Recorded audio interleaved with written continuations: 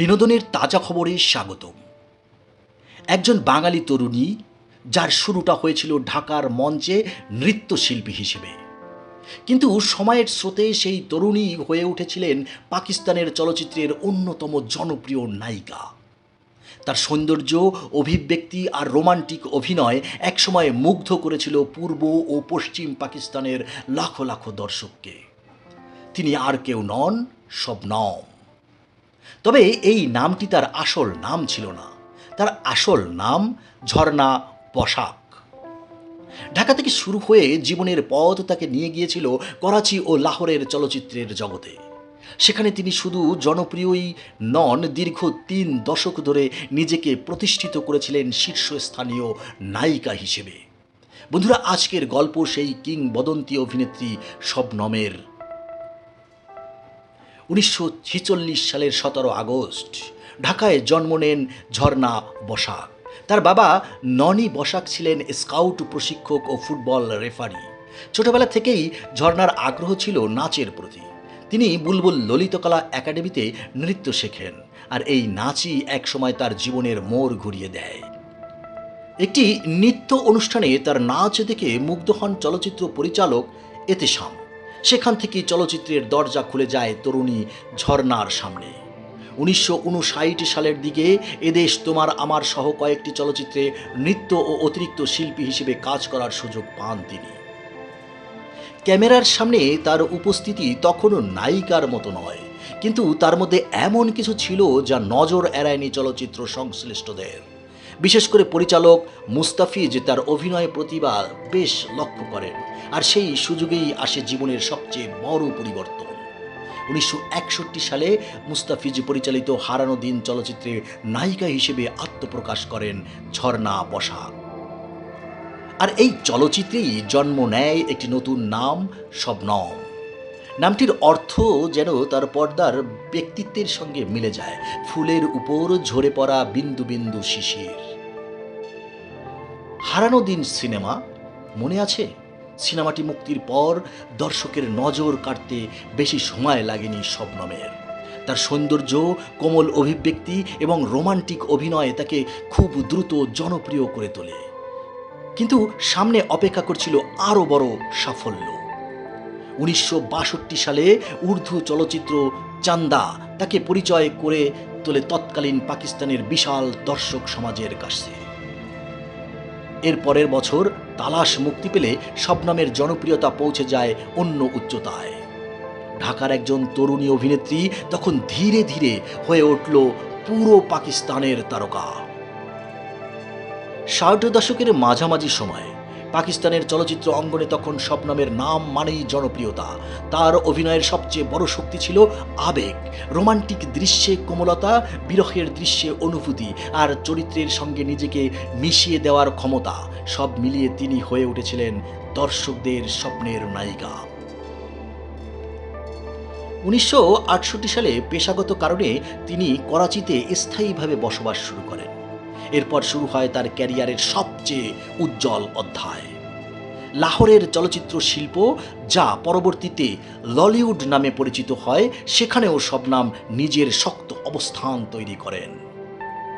একসময় পাকিস্তানের চলচ্চিত্রে শবনম ওয়াহিদ মুরাদ জুটি ছিল দর্শকদের কাছে বেশ জনপ্রিয়। আবার নাদিমের সঙ্গেও তার জুটি দর্শকদের মন জয় করে। শবনমের অভিনীত চলচ্চিত্রের গানও হয়ে উঠেছিল তুমুল জনপ্রিয়। ওয়াহিদ মুরাদের বিপরীতে লাদলা চলচ্চিত্রের সোচাতা পেয়ার না কারেঙ্গে গানটি তার জনপ্রিয়তাকে আরও বাড়িয়ে দেয়। আর আয়না, এই চলচ্চিত্র শবনমের ক্যারিয়ারের অন্যতম স্মরণীয় কাজ। সিনেমাটি পাকিস্তানের সিনেমা হলে দীর্ঘ সময় ধরে চলার রেকর্ড করে। শুধু একটি চলচ্চিত্র নয়, শবনম তখন একটি যুগের নাম। 60-এর দশক থেকে 80-র দশক, টানা 3 দশক ধরে একজন অভিনেত্রীর রোমান্টিক নায়িকা হিসেবে সফল থাকা নিঃসন্দেহে বিরল ঘটনা। শবনম সেই বিরল উদাহরণের একজন। পূর্ব পাকিস্তানের বাঙালি দর্শক যেমন তাকে ভালোবাসতেন, পশ্চিম পাকিস্তানের দর্শকরাও তাকে নিজেদের প্রিয় নায়িকা হিসেবে গ্রহণ করেছিলেন। পাঞ্জাবি চলচ্চিত্রেও তিনি অভিনয় করেন। কালু, মালকা এবং রানী বেটি রাজ কারায়েগি এর মতো চলচ্চিত্রে তার উপস্থিতি ছিল। তার অভিনয়ও পরিধিও ছিল বিস্তৃত। বাংলা, উর্দু, পাঞ্জাবি বিভিন্ন ভাষার চলচ্চিত্রে কাজ করে তিনি প্রমাণ করেছিলেন একজন শিল্পীর জনপ্রিয়তার কোনো ভাষাগত সীমা নেই। তার কর্মজীবনে প্রায় ১৮০টি চলচ্চিত্রের অভিনয়ের তথ্য পাওয়া যায়। আর দীর্ঘ এই পথ চলায় তিনি হয়ে উঠেছিলেন পাকিস্তানের চলচ্চিত্রের অন্যতম পরিচিত মুখ। পর্দার বাইরেও শবনমের জীবন ছিল আলোচিত। ১৯৬৪ সালে ২৪ ডিসেম্বর তিনি বিয়ে করেন প্রখ্যাত সঙ্গীত পরিচালক রবিন ঘোষকে। সঙ্গীত আর অভিনয় দুই ভিন্ন জগতের দুই তারকার সংসার ছিল দীর্ঘদিনের। তাদের একমাত্র সন্তান রনি ঘোষ। কিন্তু ভাগ্যের নির্মম পরিহাস, সন্তান রবিন ঘোষ ২০১৬ সালের ১৩ ফেব্রুয়ারি গুলশানে নিজের বাসভবনে মৃত্যুবরণ করেন। শবনমের জীবনের দীর্ঘ চলচ্চিত্র যাত্রায় তার পরিবারও ছিল খুব গুরুত্বপূর্ণ আশ্রয়। কিন্তু পেশাগত জীবনে শবনমের সবচেয়ে বড় পরিচয় ছিল তিনি ছিলেন অসম্ভব পরিশ্রমী একজন শিল্পী। ৮০-র দশকের শেষ দিকে শবনম তার অভিনয়ের ধরন ও চরিত্র পরিবর্তন আনতে শুরু করেন। এরপর আবার তিনি ঢাকা ও লাহোর দুই চলচ্চিত্র অঙ্গনেই কাজ শুরু করেন। ৯০-এর দশকে বাংলাদেশে তার প্রত্যাবর্তন ছিল দর্শকদের জন্য একটা বিশেষ ঘটনা। একসময় যে মেয়েটি ঢাকার চলচ্চিত্রে ছোট পরিসরে যাত্রা শুরু করেছিলেন, তিনিই তখন আন্তর্জাতিক পরিসরে পরিচিত এক তারকা। বাংলাদেশে ফিরে এসে তিনি আবারও কিছু চলচ্চিত্রে অভিনয় করেন। তার অভিনয় জীবনের শেষ উল্লেখযোগ্য অধ্যায়গুলোর একটি হল কাজী হায়াত পরিচালিত আম্মা জান। ১৯৯৯ সালে মুক্তি পাওয়া এই চলচ্চিত্রে তিনি কেন্দ্রীয় চরিত্রে অভিনয় করেন। আম্মা জানের মাধ্যমে বাংলাদেশের নতুন প্রজন্মের দর্শকরাও তাকে নতুনভাবে আবিষ্কার করার সুযোগ পায়। একই সঙ্গে প্রমাণ হয় সময়ের সঙ্গে বয়স বদলালেও একজন দক্ষ শিল্পীর অভিনয়ের আবেদন কখনো সহজে শেষ হয় না। দীর্ঘ অভিনয়ে জীবনে শবনম শুধু দর্শকের ভালোবাসা পাননি, পেয়েছেন অসংখ্য সম্মাননাও।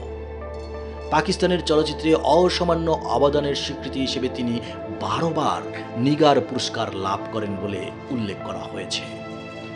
এছাড়াও তিনি পাকিস্তানের ৩ বার জাতীয় পুরস্কার অর্জন করেন। ভাবুন একবার, একজন অভিনয় শিল্পী যিনি ৬ দশকের বেশি সময় ধরে দর্শকদের কাছে পরিচিত, একটি দেশের চলচ্চিত্র শিল্পে তারকা খ্যাতির শীর্ষে পৌঁছে আবার নিজের জন্মভূমির চলচ্চিত্রে ফিরে আসেন। তার এই দীর্ঘ পথ চলা শুধু একজন নায়িকার গল্প নয়, এটি বাংলা ও পাকিস্তানি চলচ্চিত্রের ইতিহাসেরও একটি গুরুত্বপূর্ণ অধ্যায়। আর ১৯৯৯ সালে লাক্স স্টাইল অ্যাওয়ার্ডসে তাকে দেওয়া হয় আজীবন সম্মাননা। শবনমের ক্যারিয়ারকে যদি একটি চলচ্চিত্রের সঙ্গে তুলনা করা হয়, তাহলে সেই চলচ্চিত্রের গল্প আছে, আর তা হচ্ছে নৃত্যশিল্পী হিসেবে শুরু, নায়িকা হিসেবে আত্মপ্রকাশ, ঢাকার দর্শকের ভালোবাসা, পাকিস্তানের চলচ্চিত্রে তারকা খ্যাতি, লাহোরের রোমান্টিক নায়িকা হিসেবে দীর্ঘদিন রাজত্ব, আর বহু বছর পর আবার নিজের দেশে ফিরে আসা। প্রায় ৪ দশকের বেশি সময় ধরে অভিনয় করে তিনি রেখে গেছেন অসংখ্য স্মৃতি। আজও পুরনো দিনের চলচ্চিত্রের কথা উঠলে শবনমের নাম আলাদা করে উচ্চারিত হয়, কারণ তিনি শুধু সিনেমার নায়িকা ছিলেন না, তিনি ছিলেন একটি সময়ের প্রতীক, একটি প্রজন্মের স্বপ্নের নাম। ঢাকার ঝর্ণা বসাক থেকে পাকিস্তানের কিংবদন্তি শবনম, এই যাত্রা নিঃসন্দেহে উপমহাদেশের চলচ্চিত্র ইতিহাসের এক অসাধারণ গল্প। সময়ের পর্দা বদলেছে, চলচ্চিত্রের ভাষা বদলেছে, দর্শকের রুচিও বদলেছে, কিন্তু শবনমের অভিনয়ের স্মৃতি আজও রয়ে গেছে অমলিন। বন্ধুরা, আপনি যদি পুরনো দিনের বাংলা ও উপমহাদেশের চলচ্চিত্রের এমন গল্প পছন্দ করেন, তাহলে তারার আলোর সঙ্গে থাকুন। ধন্যবাদ।